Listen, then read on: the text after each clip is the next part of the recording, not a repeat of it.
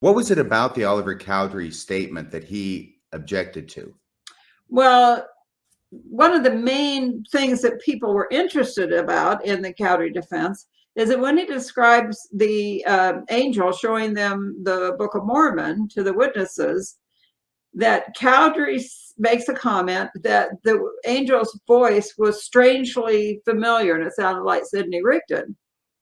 Well, if you were a proponent of the Sidney Rigdon angle, you would jump up and down for joy with something from the witnesses saying the angel sounded like Sidney Rigdon, because it fits in that whole narrative that Rigdon was in collusion with Joseph to bring out the whole thing. And we never did accept the Spalding theory, still don't. Travis Wayne Goodsell. Earlier this year, Sandra Tanner was interviewed in the clip that I've got set up for you to listen to. Sandra Tanner never got sealed in the temple. That's their conversion story out of Mormonism. And so she doesn't have the super secret, sacred knowledge of the temple endowment. But nonetheless, her and her husband have dedicated their life to collecting as much early church documents as they could, and then writing all over them their Christianity. It's like she never even read the first vision. She just collected the other first vision accounts. She never bothered to read the 1838 version. And so she's pretty much the grandmother goddess of ex-Mormonism's cult. Not insulting. She's awesome for collecting the records that she has. But you'll notice that she claims that she does not believe in the Spalding-Rigdon theory, is what she's referring to. There's a Wikipedia page on it, Spalding-Rigdon theory of Book of Mormon authorship. And she's using theory incorrectly. Theory has been added with definitions. And they need to be removed from Webster and Google search. Theory has now been changed to whatever opinion you want, that's your truth. No. A real theory is using science, developing a hypothesis that can be tested for confirmation or denial. You have to use sound arguments in the development of the theory to be tested. If you use fallacy arguments, if you just throw in your opinions, you've already confirmed denial of any theory test you do. Unless you do another video that I've got planned for today for Sakot. There is point and purpose in the videos I'm doing for you guys. And so, let's go over the Spalding-Rigdon theory and show how she's wrong, because she embraces the theory that Ethan Smith's view of the Hebrews is the main source for the Book of Mormon. No! No. You have to use science. You have to use logic. And they've done that with authorship of the Book of Mormon. The Ex-Mormon Foundation did a lecture, and it's cut up into segments of 15 minutes approximately each, and I think it's number 4 from where I get the snapshot picture that you will be seeing in this video, and will likely be the thumbnail. We'll see. The Sidney Rigdon theory, or the Spalding-Rigdon theory, involves the concept that Joseph Smith did not get revelation for writing the Book of Mormon, that he had nothing to do with the composition of the Book of Mormon. And even the Ethan Smith theory also removes Joseph Smith out of the equation of writing the Book of Mormon, because Oliver Cowdery was the one who was left behind with his family to have Ethan Smith take over the Congregationalist Church, of when he then went on to publish the book, View of the Hebrews. And so the Smiths were already long gone before Ethan Smith came to take over and then publish his book. So these important details of church history are vital to learn the truth, and not go around spreading your false theories, and because you're a cult goddess figure in ex-Mormonism, everybody listens to you and trusts you. Solomon Spaulding was a regular person in the United States of America. He was a fiction writer. He wrote fiction. There was another book that has been found that was a variation of the supposed one that Rigdon obtained. And in that, it talks about Lehites and Nephites who come from the old world at different points in history and come to the new world here in America. And it talks about their journeys and all that. The one that has been found in the steamer trunk at his home after he died, and the kids went through and found the document, that's a Roman variation of the other one that he had done. Mormonism Unveiled, spelled with an A instead of an E, it was published in 1834 and went over how the people of that township said, well, Spaulding would read to us here at the tavern his books. And we remember this one particular book with Nephites and Lehites coming to America and all that stuff. And so they weren't converted to the truth of the Book of Mormon.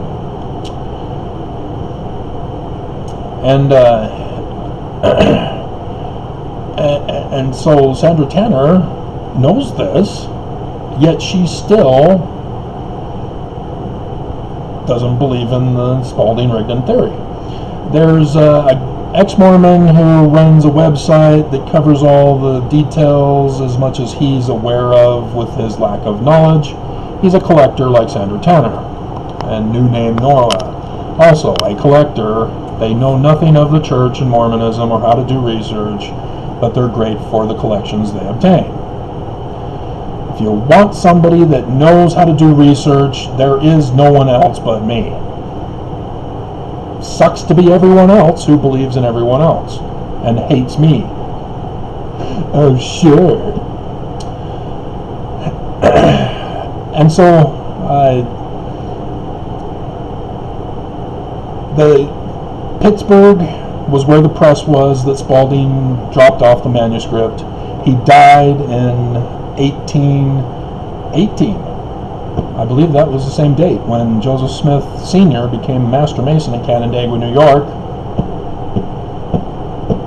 which is crucial to input into this narrative, but our theory development for testing, and because that's what I would do. I collect all of the facts, Joseph Sr., 1818, Master Mason, Canandaigua, New York. And Spaulding manuscript dies, Sidney Rigdon in that location had a collection of books. His brother testifies that Sidney Rigdon had an accident when he was younger, bumped his head, was unable to develop his own talks as he loved to preach the gospel. His time with the Campbellites is all factually documented. And so we can see in the Book of Mormon, Rigdon's doctrinal views from the Baptist Campbellites, that he even went against and left. And so when Rigdon joins the church in December of 1830, Joseph Smith immediately puts him right to work, compensating him for his work on the book by having him do what he wanted to do, which Alexander Campbell said no, and that was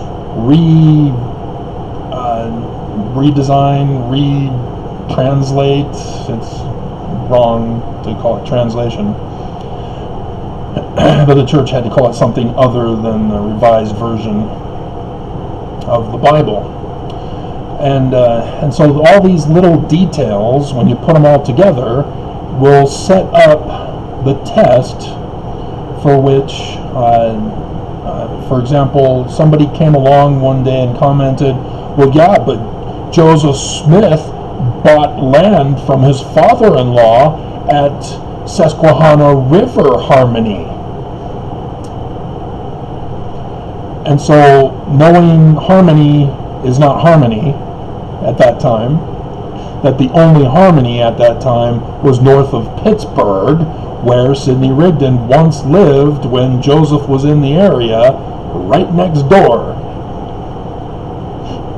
And then you learn on a map where Ohio is, where Harmony north of Pittsburgh is, and the farm, oh, there's a road joining all three places together. Harmony being right smack in the middle. And then you put all those facts together, and then you start to develop a theory that when somebody comes along with new information, facts, it's in the Joseph Smith papers, that's where I verified that, oh, this is a fraud.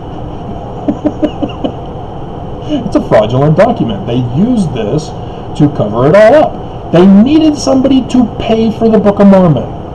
They've already lost Martin Harris with the 116 pages.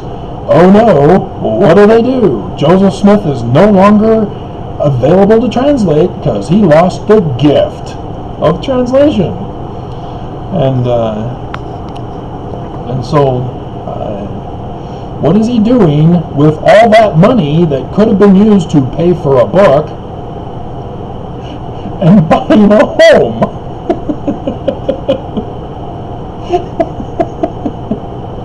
In an alternate location that used to be named Harmony but is no longer called Harmony.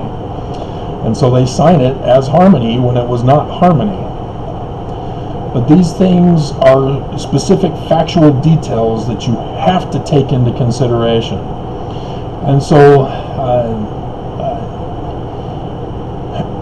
having the same post office, not good enough because they were there at different times. Sidney Rigdon was not at the post office when Solomon Spaulding was at the post office.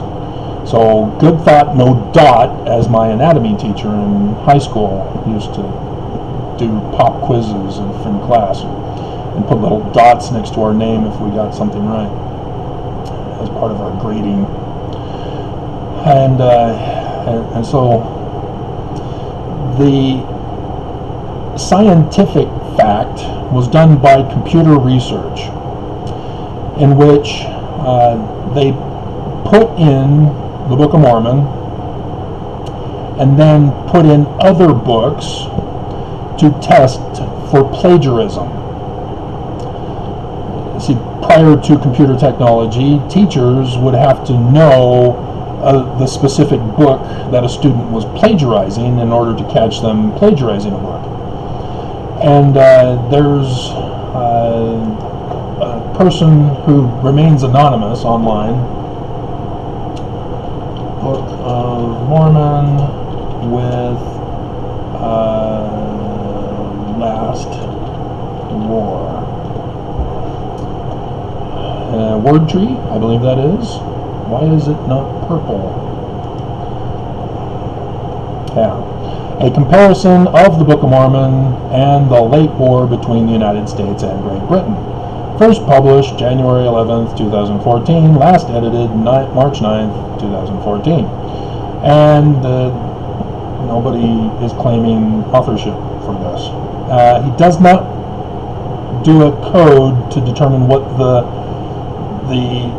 coloring represents. There's red, purple, green, orange, yellow, etc. He doesn't have a code here that I can find to distinguish what they mean.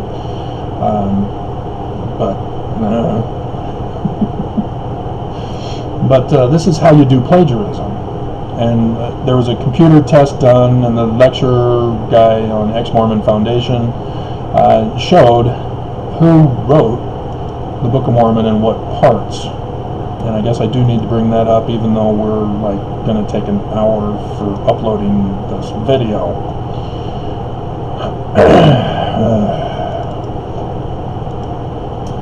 But I should be able to find it with authorship.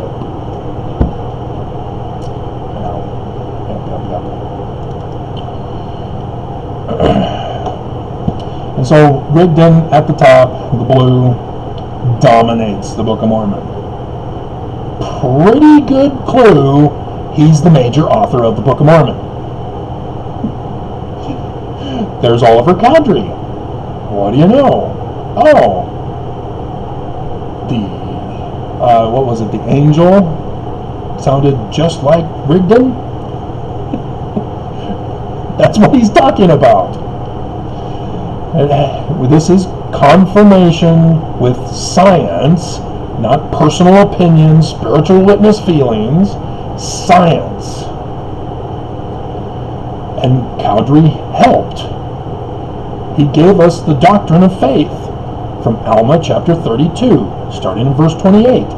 The scientific process of faith, using agriculture as the comparable scenario, metaphor. You'll also notice Pratt, a bunch at the beginning, one somewhat in the middle, a little close to the front but not quite in the middle, and then almost near the end. What was Parley P. Pratt doing for the church? How did he join the church? Well, missionaries showed him the Book of Mormon, and he read it all night long, as the Mormon video goes, and he went back to his congregation of Sidney Rigdon and said, I found this book, it's awesome. It's almost as if I had written some of it. And then Sidney Rigdon joins, along with the congregation. Sidney Rigdon now gets to speak in a bigger forum.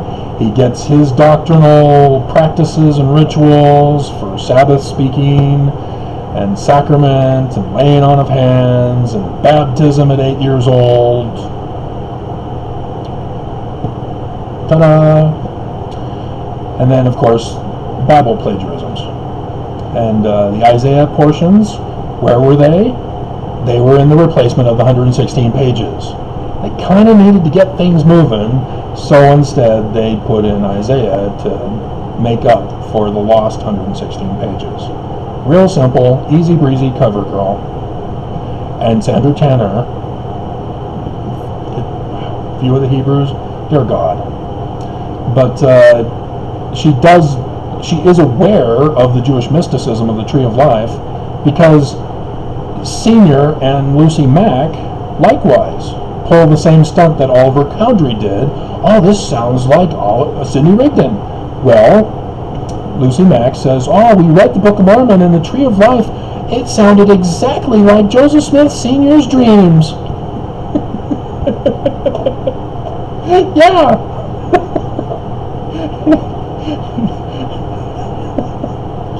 Guess who was involved in having to rewrite the 116 pages of Junior, who took away his gift of translator